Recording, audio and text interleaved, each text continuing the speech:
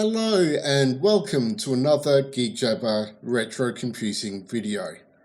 I am Tim and once again we're back with the 486. So you might remember we did a couple more upgrades to this recently. One was to give the machine 20 megabytes of RAM instead of 8, and the other was to put a compact flash drive into it instead of a hard drive. So one of the reasons I've done this is so that we can start playing around with Windows NT. So I'll be doing a couple of episodes on using the 486 as various kinds of server so that people who might want to do that might be able to consider Windows NT on their 486, and that's exactly what we've got here. Windows NT Server version 3.51, which is one of the first versions of Windows NT.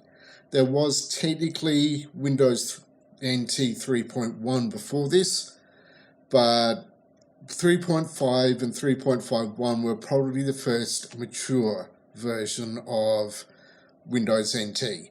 As with any first version of something, the first version is always going to be a little bit patchy.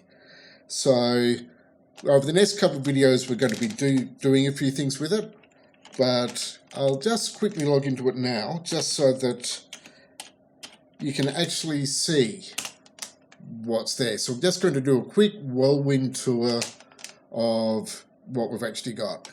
So if you log into it, it looks strangely like Windows 3.1.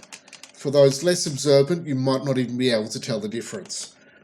The sort of big telltale sign is that we've got Program Manager, and this is the user account we've logged in with.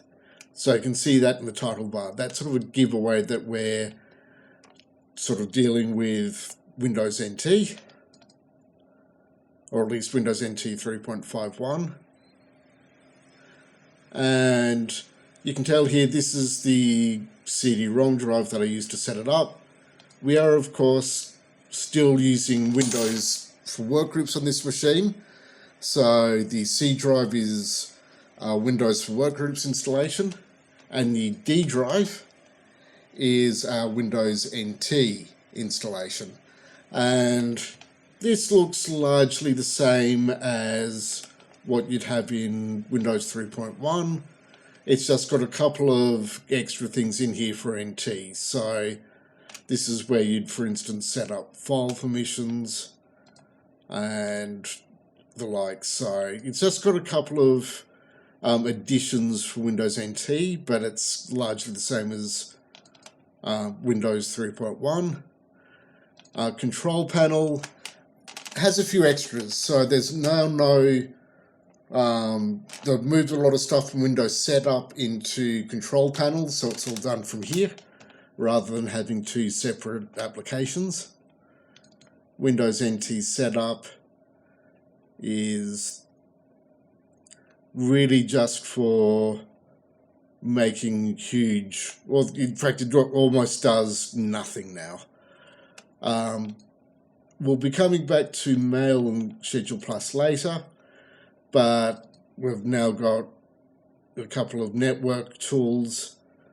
They're basically meaningless for us. The big one for us is this administrative tools one. So user manager for domains, if you're wanting to set up user accounts, and server manager are the two big ones you've got to use.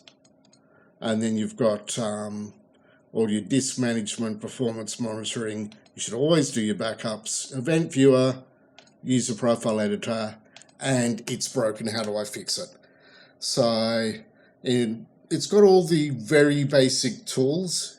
So it's very primitive compared to even NT4 and later Windows 2000. But it's sort of got all the basics there that you'd need for a basic file server, basic print server, and that's really what this was primarily used for back in the day, though we'll be doing a couple of other things with it as well. But I just thought I'd wrap this video up here. just so that you've at least got the basic idea of what Windows NT 3.1 looks like. So we'll be doing more, as I said, in future videos. But I'll wrap this video up here. If you like this video, want to subscribe, you know what to do. If you want to support the channel or log into our Discord or website, links are in the description. And I will see you in the next video.